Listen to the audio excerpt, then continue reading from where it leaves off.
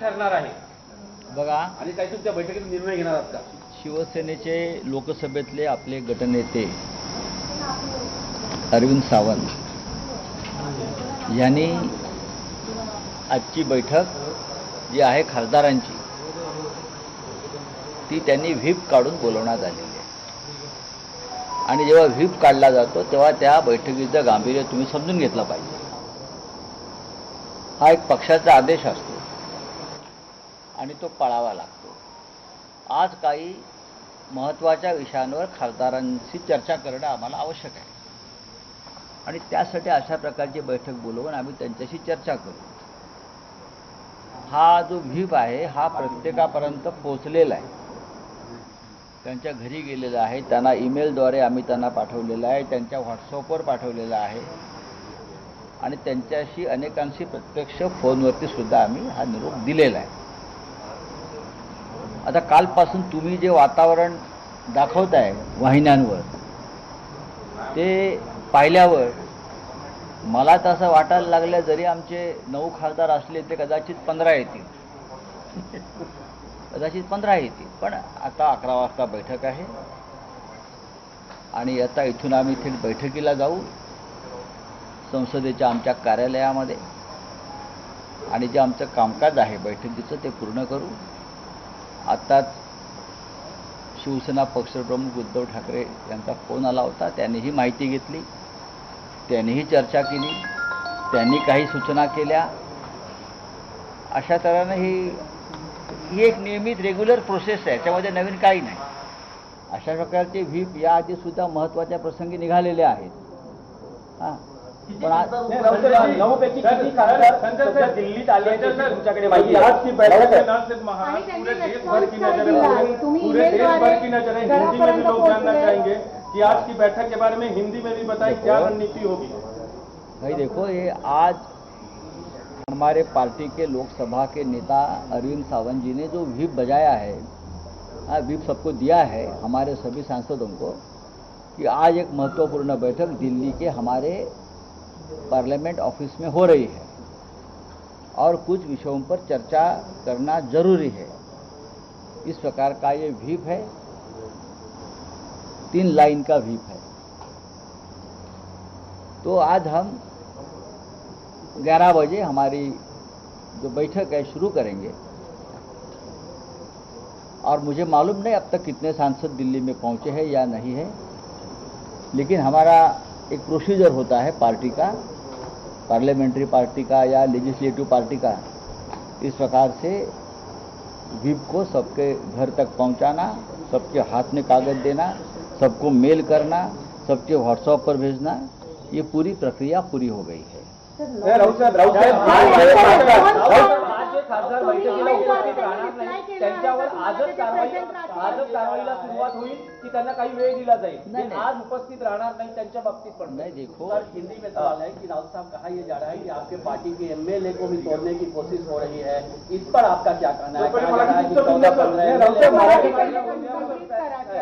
नहीं, उनको ये जो लोग आप जिसका नाम ले रहे हैं ये तोड़ेंगे ये तोड़ेंगे ये तोड़ेंगे, उनको लगता है एक बार ये कर चुके हैं. अब मैं कहूँगा तोड़ के दिखाइए. आपको नहीं तोड़ेंगे ना तो शिवसेना आपका बाप, हमारे बाप का नाम नहीं बताएंगे और हमारे बाप का नाम बाला साहब ठाकरे है. समझा? हाँ, क्या खेल लगा रखा है क्या डेमोक्रेसी का? उसको तोड़ेंगे क्या? पैसे की इतनी मस्ती आई क्या आपके पास? हाँ, ये ईडी सीबीआई की धमकी आप किसको दे रहे हैं? हमको. हम जेल में जाकर आ चुके हैं, हम वापस जेल जाने के लिए तैयार हैं, लेकिन आपको सबक सिखा के जेल में जाऊंगा. ये देश की जो प्रतिष्ठा है, देश के डेमोक्रेसी की जो प्रतिष्ठा है, नियम है, संविधान है, उसके साथ आप खिलवाड़ कर रहे हो. हमारे पार्टी पर लोग चुनकर आते हैं, हम मेहनत करते हैं, उद्धव ठाकरे मेहनत करते हैं और आप लोग उनको किडनैप कर रहे हो, हाईजैक कर रहे हो. ये कौन सी डेमोक्रेसी है? नरेंद्र मोदी जी विदेश में जाकर बड़ी बड़ी बातें करते हैं, देश में क्या चल रहा है देखिए आप पहले. तो आज देखिए, आज की बात बस इतनी है अरविंद जी कि आज आपने जो व्हिप बजाया है, व्हिप दिया है सबको, हम इंतजार करेंगे। हाँ, और तुरंत एक्शन शुरू होगी।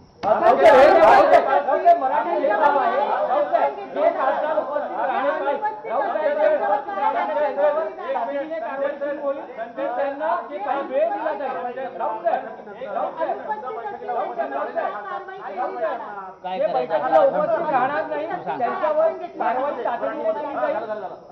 ज्यांनी व्हीप बजावलेला आहे अरविंद सावंतजी ते आपल्याला सांगतील।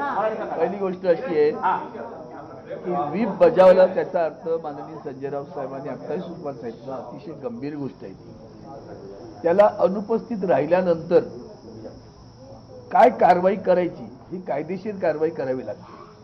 मी पक्षप्रमुख नाही, मी वंदनीय शिवसेना प्रमुखांच्या, शिवसेनेचा आदरणीय उद्धवजींचा पक्षप्रमुखांचा कार्यकर्ता। त्या नात्याने त्यांनी मला दिलेल्या अधिकाराचा वापर करून मी व्हीप बजावलेला आहे। तो व्हीप बजावला तर त्यांनी त्याची प्रतारणा केली तर माननीय पक्षप्रमुखांशी आम्ही चर्चा करून यावरची पुढची कायदेशीर कारवाई केली जाईल। त्यांच्या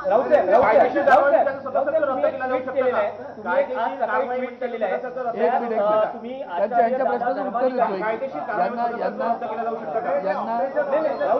यांनी विचारल्या प्रश्नाचं उत्तर तर देऊ द्या। आता मुळात असं आहे, मी तुम्हाला एक सांगतो, तुम्हाला दाखला द्यावा लागेल, सॉरी नाही बोला, दाखला द्यावा लागेल की राज्यसभेमध्ये शरद यादव हे राज्यसभेचे सदस्य होते। ते त्यांच्या पक्षाला सोडून थेट गेलेही नव्हते, परंतु त्यांनी दुसऱ्या विरोधी पक्षाच्या व्यासपीठावर जाऊन भाषण केलं आणि म्हणून त्यांच्या पक्षानं राज्यसभेच्या चेअरमनना पत्र दिलं की यांनी पक्षाशी प्रतारणा केलेली आहे, त्यामुळे यांचं सदस्यत्व रद्द करावं। आणि तसं तत्कालीन चेअरमन व्यंकय्या नायडूंनी त्यांचं सदस्यत्व रद्द केलं होतं। हा आपल्याकडे दाखला एवढंच या निमित्ताने सांगतो। ज्या तुम्ही आचार्य दादा धर्माधिकारी आणि बाळासाहेब ठाकरे यांची दोन विधानं सांगितलेली आहे, तुम्ही असं म्हणतात की पैशांचे राज्य हे वेश्येचे राज्य असते, हे आचार्य धर्माधिकारींचं वाक्य तुम्ही कोट केलंय आणि बाळासाहेबांचं एक वाक्य आहे, ज्यात सध्याचं राजकारण पाहता वेश्या बऱ्या असे म्हणावेसे वाटते त्या अधिक प्रामाणिक असतात असं तुम्ही म्हटलंय। त्यात तुम्ही असंही म्हणतात की महाराष्ट्र अशा राज्याचा गोलपिठा बनवलेला आहे आणि इतिहास भाजपला कधीही माफ करणार नाही।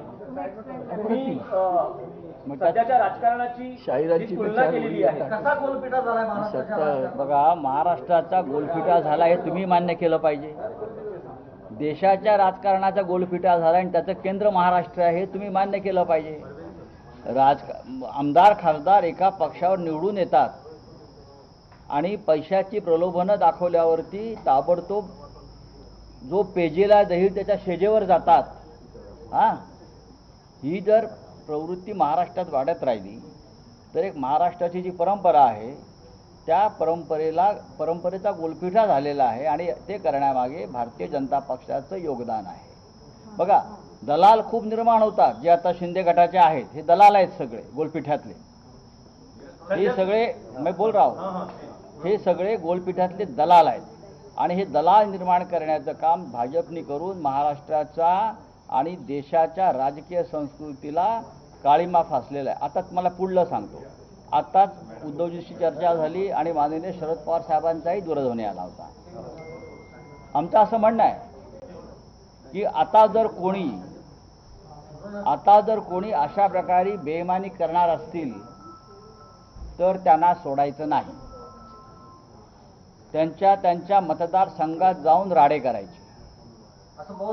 पवार साहेब म्हटले, मी स्वतः अशा जाहीर सभा घ्यायला त्या भागात जाईन तुमच्याबरोबर।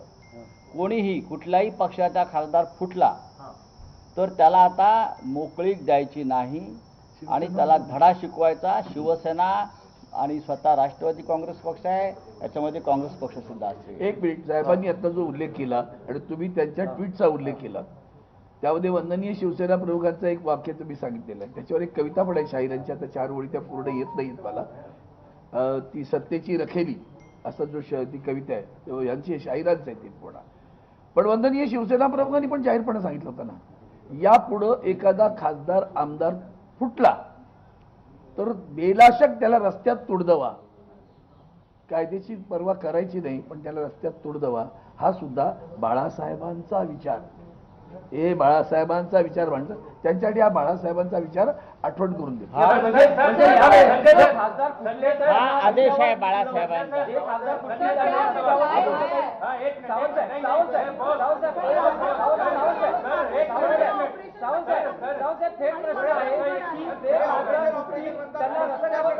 ये दावा किया जा रहा है, ये दावा किया जा रहा है कि आपकी ओमराजे येणार नाही असं ओमराजे येणार नाही असं कळतंय. काय वास्तविकता आहे? ओमराजे येणार नाही असं म्हटलेलं आहे. काय वास्तविकता आहे?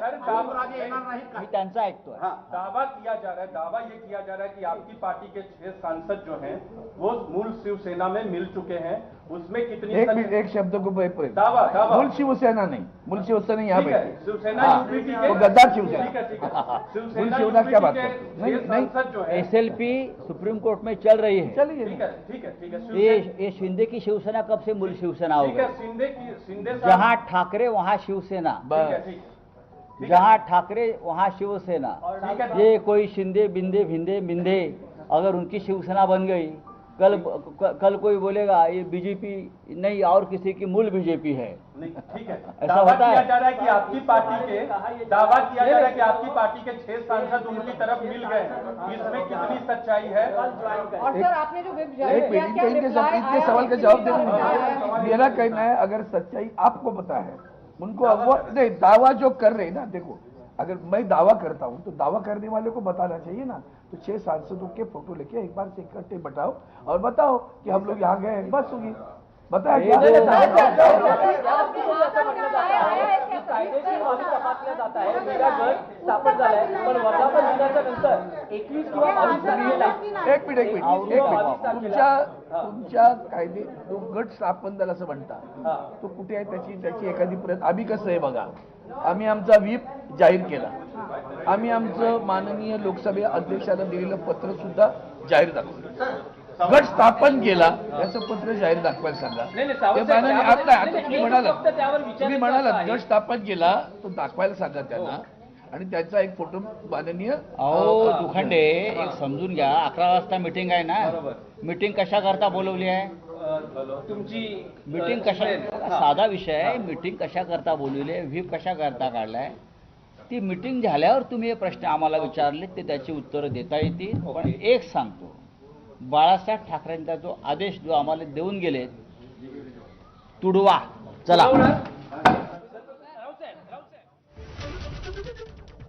तर कोणत्याही फुटलेल्या खासदाराला आता धडा शिकवल्याशिवाय सोडणार नाही. जो खासदार फुटेल त्याच्या मतदारसंघात शिवसैनिक आपली ताकद दाखवतील असा इशारा संजय राऊत यांनी दिलेला आहे.